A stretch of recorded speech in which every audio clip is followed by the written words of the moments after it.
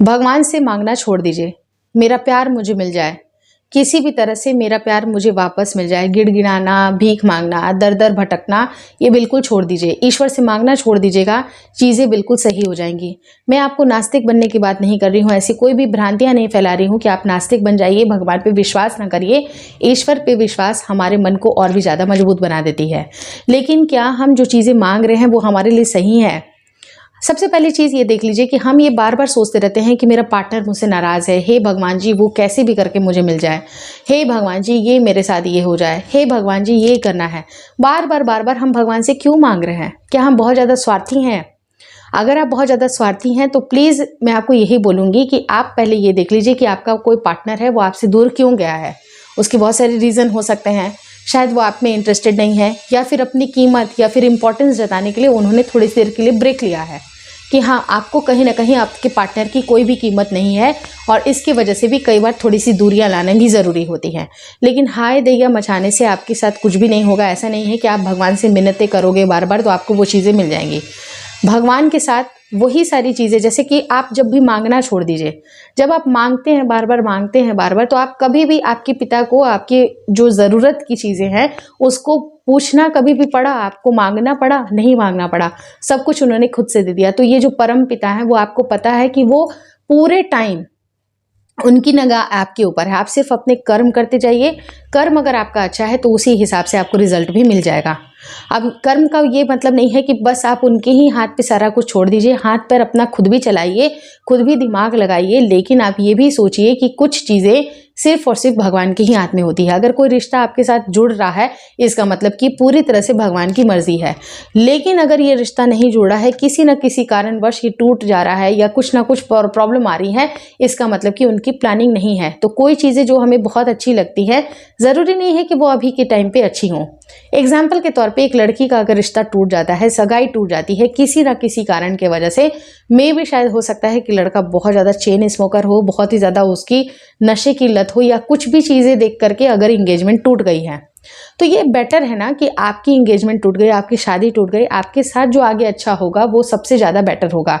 तो ईश्वर पे भरोसा रखिए। ईश्वर पे भरोसा ही सबसे बड़ी चीज़ होती है जो आपको अंदरूनी तौर पे ताकत देती है। अब लोग ऐसा करते हैं कि बार बार एफर्म भी करेंगे कि मेरा प्यार मुझे मिल जाएगा, लेकिन क्या एफर्मेशन से वो चीज़ें आपकी सॉल्व हो सकती हैं? अगर वो बंदा आपकी लाइफ में बहुत सही होगा, और मैं तो यही मानती हूँ ना कि जो चीज़ें आपके साथ होती हैं अगर वो आपकी प्लानिंग के हिसाब से हो रही है तो बहुत अच्छी बात है, लेकिन अगर वो प्लानिंग के हिसाब से नहीं है, वो बिल्कुल अलग ही चीज़ें हो रही हैं आपके साथ, इसका मतलब कि ये गॉड की प्लानिंग है। तो गॉड की प्लानिंग को बिल्कुल उसको कनेक्ट करें, क्योंकि किसी भी इंसान से हम मिलते नहीं हैं बल्कि मिलवाए जाते हैं। कुछ चीज़ें ऐसी होती हैं जहाँ पर मिलना मिलाना होता है लेकिन बिछड़न भी होती है, तो वो चीज़ें आपको बहुत ज़्यादा एक्सपीरियंस देके जाती है कि ऐसी कोई भी गलती हमें फ्यूचर में नहीं करनी है। तो आपको आपके जो हर चीज़ जो आपके लाइफ में हो रही है उससे आपको सीखना है और आगे बढ़ना है। बहुत बार जब हम मिन्नतें करते हैं, गिड़गिड़ाते हैं, आपको लगता है कि वो इंसान हमें मिल जाए, उसकी लाइफ में हम पीछे पीछे पड़े रहते हैं, लेकिन अगर वो आपकी लाइफ से गया है या फिर गई है तो उसके कुछ ना कुछ रीज़न होंगे, कुछ ना कुछ उसने सबक दिया होगा। तो वो सबक को सीख करके अपने जीवन को रेक्टिफाई करना है। और कभी भी आप ये जान लीजिए कि कोई इंसान अगर आपसे प्यार नहीं करता है तो ज़बरदस्ती का रिश्ता और ज़बरदस्ती का प्यार या इमोशंस उसके ऊपर बिल्कुल ना थोपे, क्योंकि ज़बरदस्ती से चलने वाले जो रिश्ते होते हैं कभी भी आपको साथ नहीं दे सकते हैं। तो इस बात का ध्यान रखिए और दोनों ही के चीज़ों को, जो आपके डिसीजन है उसको रिस्पेक्ट करिए।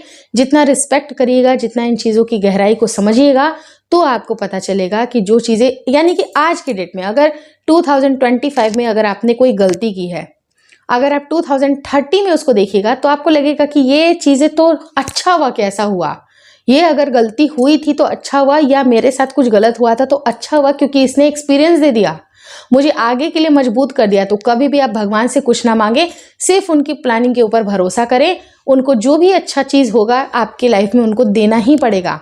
और जो कहा जाता है ना कि अगर आपकी किस्मत में कोई चीज़ है तो वो आपके पीछा छुड़ाने से भी नहीं छुड़ेगी, लेकिन अगर वो चीज़ें आपकी किस्मत में नहीं है तो चाहे आप लाख मिन्नतें कर लो, उससे कोई भी फर्क नहीं पड़ता है। तो अपने आप को बिल्कुल दृढ़ मजबूत रखिए।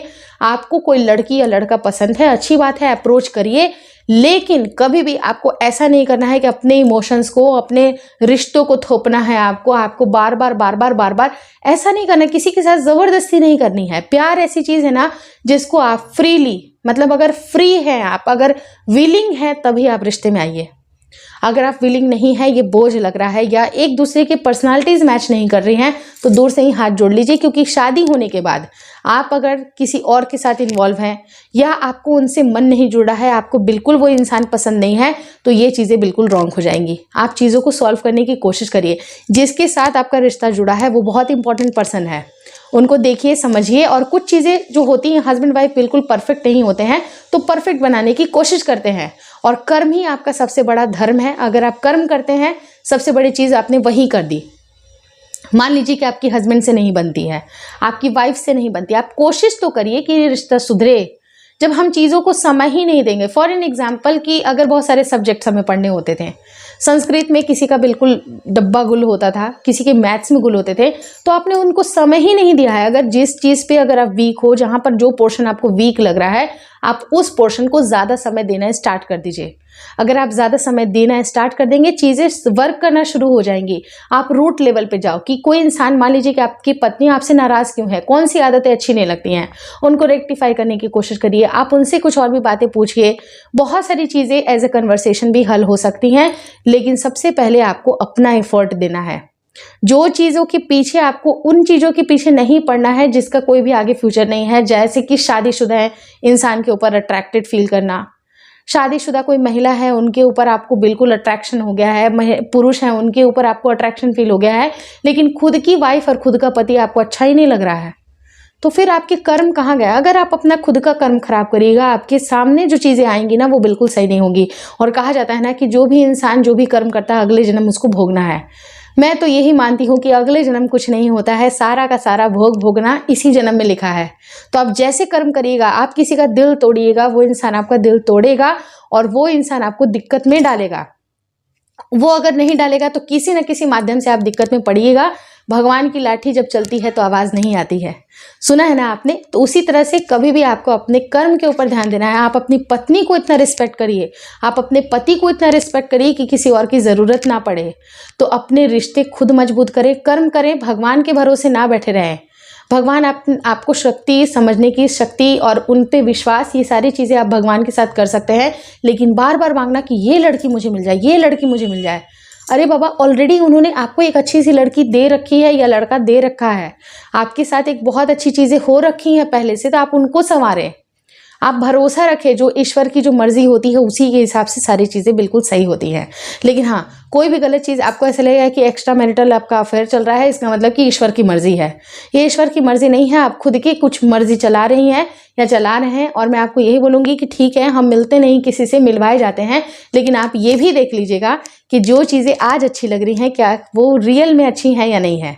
क्योंकि कई बार हम बहुत ज़्यादा अट्रैक्शन में पड़ जाते हैं। हमारी उम्र का एक पड़ाव होता है, हमारे इमोशंस का एक पड़ाव होता है, लेकिन एक बार आप ठंडे दिमाग से सोचिए कि जो चीज़ें हैं वो क्या रियली में सही हैं। आपके दिल से जो आवाज़ निकलेगी ना, आप उसके ऊपर बिलीव करिएगा और आपको आंसर खुद ही मिलेगा। क्योंकि अंतर मन का जो आवाज़ होता है ना, कभी भी झूठ नहीं बोलता है, और उस अंतर मन को आपको समझना है। और अंतर मन में जो विश्वास है उसको हमेशा बरकरार रखना है। आप किसी लड़की से दोस्ती रखना चाहते हैं तो आप वो भी रखिए ना, आपको चाहिए वो लड़की अपने लाइफ में, तो आप दोस्ती के नाते पे रखिए। उनको एक ऐसा एंगल बना करके रखिए जहाँ पर आपकी फर्स्ट प्रायोरिटी आपकी वाइफ होनी चाहिए। लेकिन जब अगर आप उनसे बात करें, उनकी हेल्प कर रहे हैं, तो एक अलग एंगल है। हर चीज़ का एक दायरा होता है, लिमिटेशन होती है। दोस्ती का भी एक अलग रिश्ता होता है, लिमिटेशन होती है। तो दोस्त के नाते आपको किसी को लाइफ में रखना है तो आप रखिए, लेकिन दोस्ती के आगे चीज़ें नहीं बढ़ने दीजिए। Hopefully this video helps you. Video बता रही हूँ जो भी आपको समझ में आ रहे हैं, काफ़ी अच्छे फीडबैक मिल रहे हैं, लोग मुझे बहुत पसंद कर रहे हैं, इसके लिए दिल से थैंक यू सो मच। और आप मुझे इंस्टाग्राम पे भी देखिए, थोड़े से डांस वगैरह करते मुझे अच्छा लगता है। और आपको भी जो चीज़ें अच्छी लगती हैं वो प्लीज़ ज़रूर किया करिए, क्योंकि अपने लिए भी समय निकालना बहुत ज़रूरी होता है। लाइफ बहुत छोटी सी होती है, उसी में सारा कुछ करना होता है। तो अपने लाइफ को एंजॉय करते हुए सारी चीज़ें करिए, स्माइल रखिए चेहरे पर, दिल खुश रखिए, बहुत ज़्यादा गम का लोड ना लीजिए। Thank you so much for watching.